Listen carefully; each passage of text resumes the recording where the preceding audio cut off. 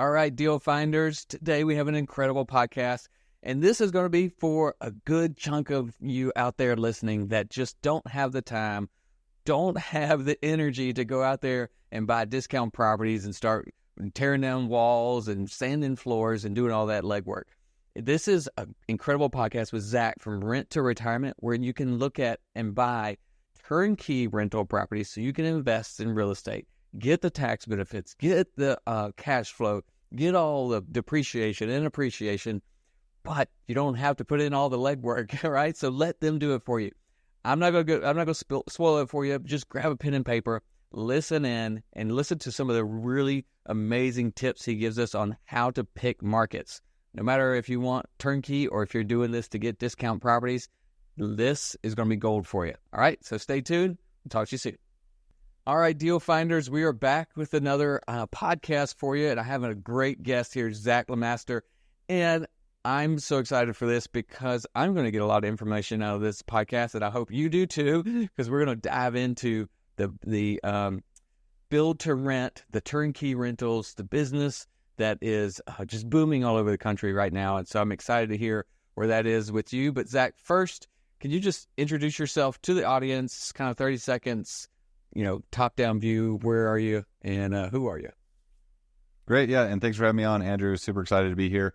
So my name's Zach Lemaster, the founder and owner of Rent to Retirement. We're the nation's largest turnkey investment company. So basically what we do is we identify the best markets throughout the U.S., and we build our properties or rehab them, lease and manage them, and then sell them to investors so they can have access to the best markets best deals across the country and tap into those markets easily, where we essentially handle everything for them so they can be a passive investor, semi-passive, and scale their portfolio. But I started my journey investing in real estate, nothing to do with real estate. So my wife and I are both optometrists by education. We have a background in healthcare. I was in the Air Force for 7 years as a captain, as I was on scholarship, so I was practicing optometry there. That's where I first started investing in real estate. I bought my first house, was a house hacks, duplex, lived in half, rented out the other half. Thought, wow, this is pretty cool and pretty simple. And so I decided to continue the investing, and I bought, 2 more duplexes the next year, and so on and so forth. And there was a pivotal moment, Andrew, that I always want to mention to audiences about what changed the trajectory of my wife and I's, really our lives and our business. And that's when we learned how to strategically invest out of state instead of just our own backyard. We started in our backyard because that's what we knew and felt comfortable with. Yeah. But we certainly found out that there are a lot of different markets where there's better investment opportunity, and we can expedite our goals, better price points, better appreciation, et cetera, and to build a diversified portfolio. So we learned how to invest out of state. That allowed us to expedite our goals and retire early from our professional career path in optometry. And then we had a lot of people reach out and say, hey, can you help us do the same thing, following the same path? So fast forward, that was a foundation for Rent to Retirement. Fast forward where we're at today, and we work across 12 different markets and do about 1,000 properties a year. So, wow, that's phenomenal. There's a lot to unpack there, guys. So get your pen and paper out, because we are going to dive into some of this so that you can learn from what Zach has just gone through.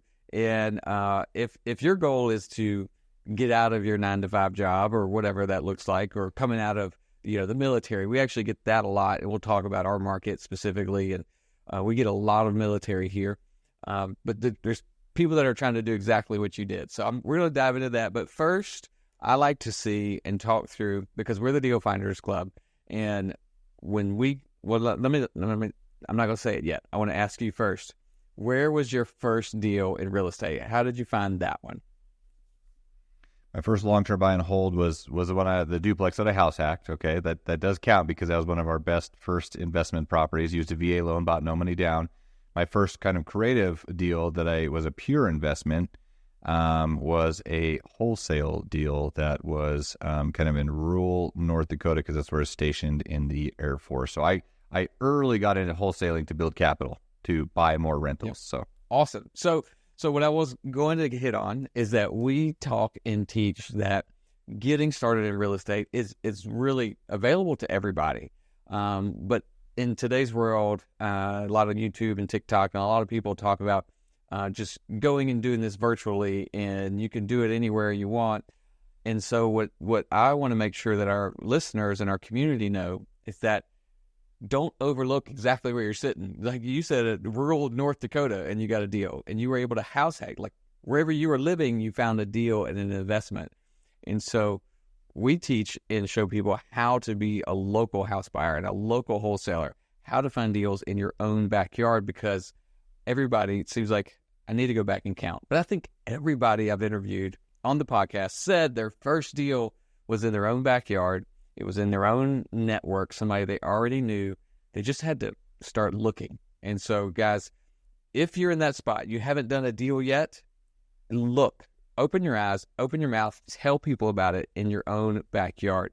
But obviously, Zach, you did not stay there. And so we're going to move a little bit. We're going to fast forward through that a little bit. First, tell us, how did you find your house hack? Was it on MLS or?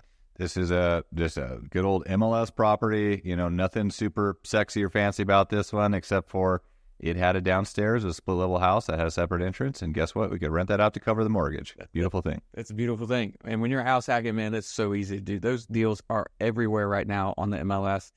People keep saying, man, there's no deals. Yes, there are. Open your eyes and get to them. So we're going to kind of fast forward a little bit. Zach, tell us what it looked like, kind of the time frame for you to get out of your day job through real estate. And I'll say this too, Andrew, because I was not a person that hated what I did. I mean, I had spent, $400,000 in 8 years of my life going to school to get a degree, right? Which I really was passionate, and I still am. I'm still a licensed optometrist. My wife is as well. The great thing now is that we have the opportunity to practice when and how we want to. We do a lot of humanitarian work, and real estate allowed us to do that. It did not happen overnight, and it was a slow transition. And so we slowly bought our time back. I was in the Air Force for 7 years. I moved out to Denver after I left North Dakota, left the Air Force. We were in private practice for a few years, and I just got too busy, man. I was like, there was this point in time we had actually surpassed. It took about 5 or 6 years of intentionally investing specifically in markets where we saw the most growth opportunity. And then we coupled this, of course, with maximizing tax benefits and using all our resources to scale, going through 1031 exchanges, et cetera, et cetera. But as you scale over time, but it's about 5 or 6 years we were able to actually replace our active income. We still worked as optometrists because it's hard to let that go. Yeah. But then I slowly over time transitioned to a way like, now I was 4 days a week, 3, 2, 1, and eventually I was just like, let's just do this on a volunteer basis. Yeah. And build our active business. That's amazing that you can now, like you said, you have the opportunity to go do it and volunteer to do what you were trained to do, and spend a lot of money in training to do. But real estate does that for so many people, and it doesn't have to be to replace, a medical doctor's salary, right? Real estate can replace your regular day jobs that are $30,000 a year to $90,000 a year to $300,000, whatever it is. Real estate can do that simply by, like you said, scaling it up to where you need to be. So just a story of kind of where we were in 2015, 2016, my wife and I said that we were going to try to retire her so that she could pick the kids up. We had our oldest was going to go to public school, no more full day daycare, and he'd be out at 2:30. And that was kind of the dream, was that she didn't have to.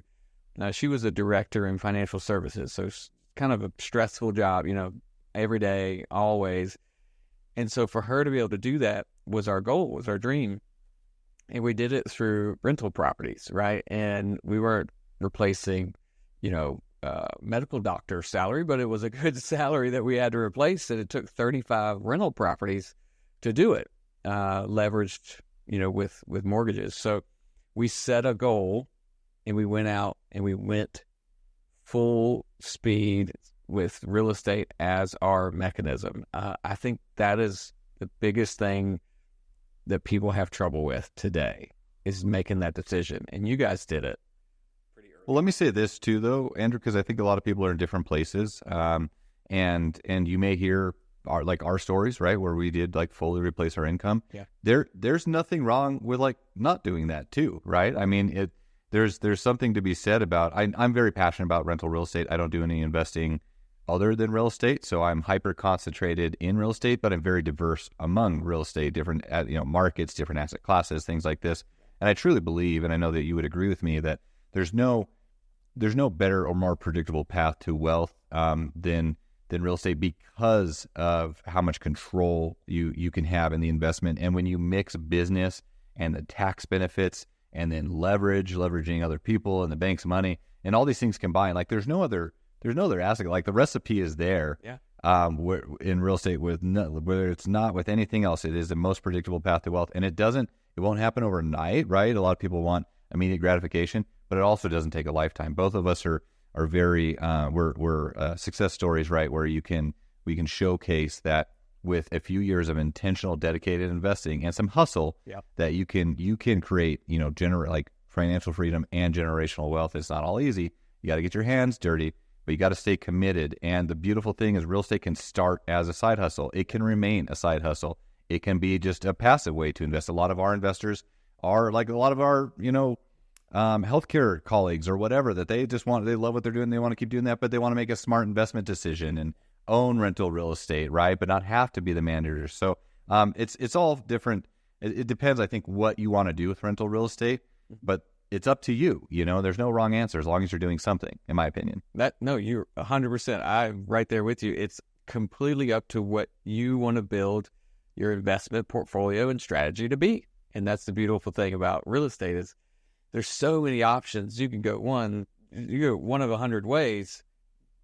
Don't do it because you saw someone else do it. Do it because it's the way you want to go. And that's why I love businesses like yours that are built on that, giving people the option to say, you know what, you don't have to be a full-time real estate professional to get all these benefits of, tax benefits and offsetting income and then, creating cash flow, like all those things.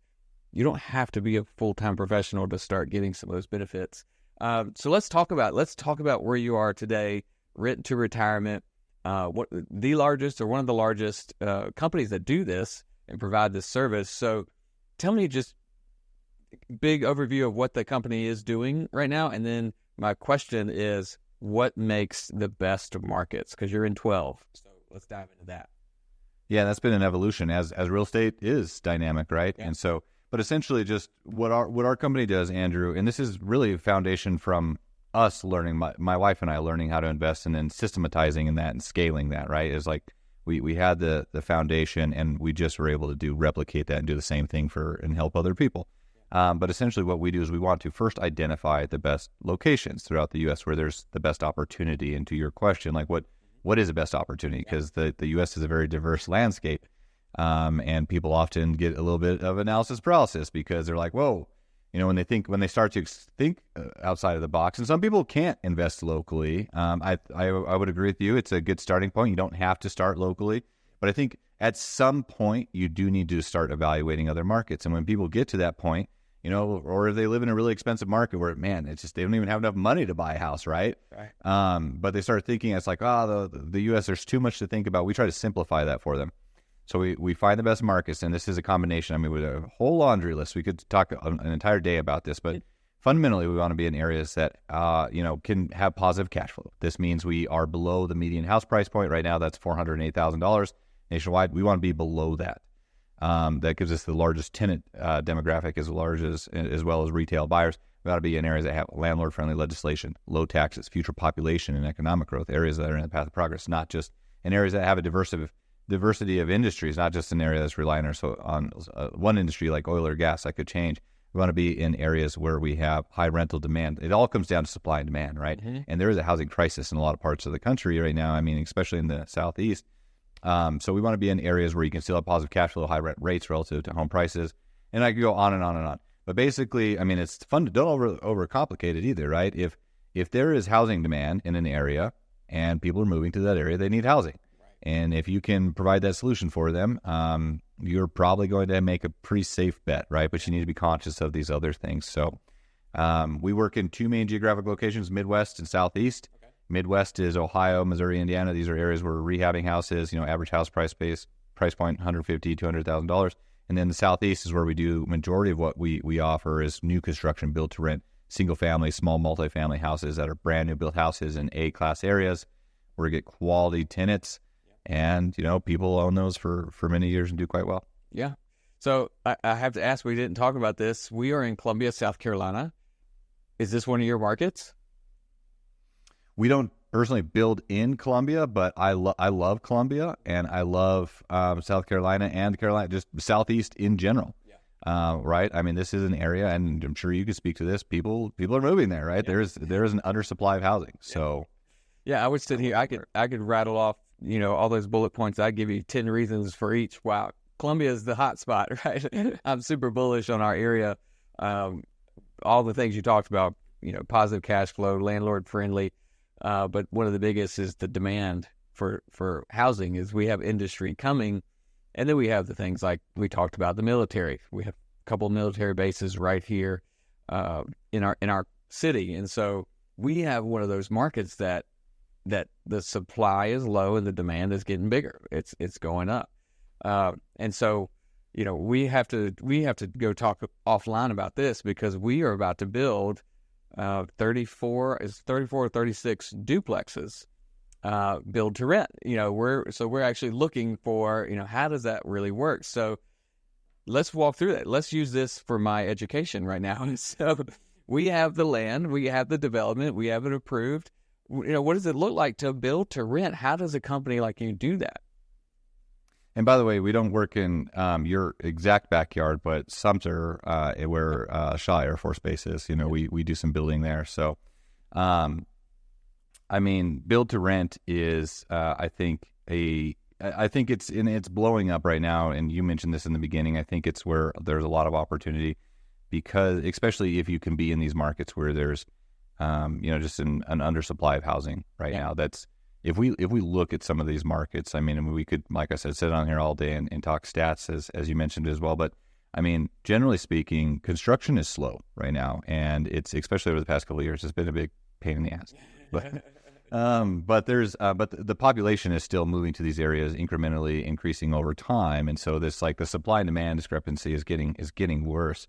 But what we like to build is mainly we're doing infill lots, so we're not doing communities. I mean, we'll do small communities from time to time, but generally speaking, most of the areas have infill lots, where it's a developed community. It's a 10,000 square foot lot or whatever. It's already on utilities or sometimes well and septic. But we'll go in and actually strategically choose those locations and just put up housing in established areas. These are usually 1,500 to 2,000 square foot houses that are 3-bed, 4-bath, something like that. I mean, these are built to rent.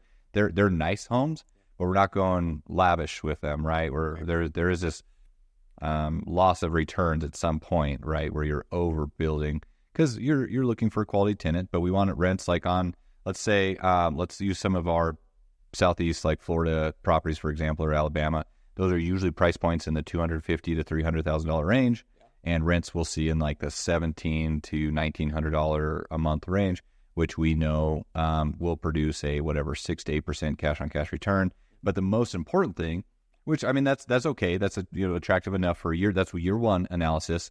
But these are areas where we're probably seeing strong appreciation both in rents and home prices year after year. Yeah. And since it's new construction, we're going to have very little maintenance on the property. We're going to attract quality tenants. We will do for us personally, if we're going to keep it instead of sell it, we will run cost segregation and accelerated depreciation on that. Yeah. And you get the best benefit out of new construction, right? The best depreciation. And then we wipe out all of our taxable income and recycle that. The last thing I'll say, Andrew, and then I'll shut up here, but the most strategic thing we've done recently, and this is very location dependent, is we started furnishing these. We can furnish for about $8 to $10 a square foot. Yep. And we found that even long-term rentals, we can increase the rent quite dramatically for a furnished house, but also breaking a little bit into the midterm rental space, where especially some of these areas have people coming that living for 3 to 6 months at a time. They're on rotations, and we can usually like 2x our income on a property by operating it as a midterm rental, sometimes short-term rental, but certainly midterm rental. So that's kind of what our business picture looks like. I love that. I would not have thought that you would have done the furnishing and midterm, but you're looking out for your client's best interest, right? You want to see how you can move that 6 to 8%, cash on cash return up to maybe 8 to 10, right? And so that's kind of what your company does for your clients, right? Is to look at what you get to look at all the data from, you're buying 1,000 of these a year, right? And so you look at all this data, and you can see at the end of the year that this midterm or furnished rental, whatever the length is, actually can provide a higher cash on cash return for your clients. Is that right? Is that kind of how that? Yeah, I mean, we're out there to create returns. Exactly. So, I mean, we're in there investing with our investors, right? So sometimes we buy from builders that have already established, that are already building in areas, and we can often come in and negotiate wholesale pricing because we're doing a volume type of acquisition, right? So that our investors, we pass that along, that benefit to our investors. Sometimes we'll build our own ground up construction, and we will keep some of these and we will sell some of these because I don't need to own or have the ability to own like an entire development, right, of 300 plus houses in an area. But I do choose some of those. And so like we're investing alongside our investors, but they get a benefit from us already just having the established teams and resources and research done in these areas where if it fits your goals and your criteria, we can give you some coaching and guidance through. We do work with a lot of newer investors that this is their first house they bought or the first house out of state, or, if they're, like I said, if they're in an expensive area and they need to learn, like there's an easy way for them to just join us in our journey and where we're investing and grow their own portfolio and then have some coaching along the way. Yeah, I love that. So, again, you mentioned this, there's so many different pieces and parts to this, to buying rental property with the idea of getting a return on your money, right? And looking towards retirement, but not necessarily retirement. It literally could be today's cash flow. And so there's a lot of pieces to that, and we can't dive into that in this podcast. We'd be on here for hours. But I do want to hit on kind of who works with you the best. Like who's the best client, or whatever you would call them, partner for a rent to retirement, a person that would come to you. Who is the best person to come to you for help with this? And we have a whole spectrum of different investors, and depending on their personality type, the resources, investor experience, like we're open to work with anyone. But I think where turnkey makes sense, and just to be clear, we're not raising capital from people. We're not like pooling funds. We're not creating. We're helping you buy your own real estate. You're 100% the owner. Building your own portfolio, because I think that's where the best, returns come from, right? And best experience. But I think turnkey really makes sense for people that generally they like real estate, they get it, but they don't want to be a full-on property manager. They probably want to approach this to be a little bit more passive. Obviously, we have teams established. You can self-manage. That is an option. You don't have to use our managerial teams, but most people, like, that is the value we bring, is having all those teams established.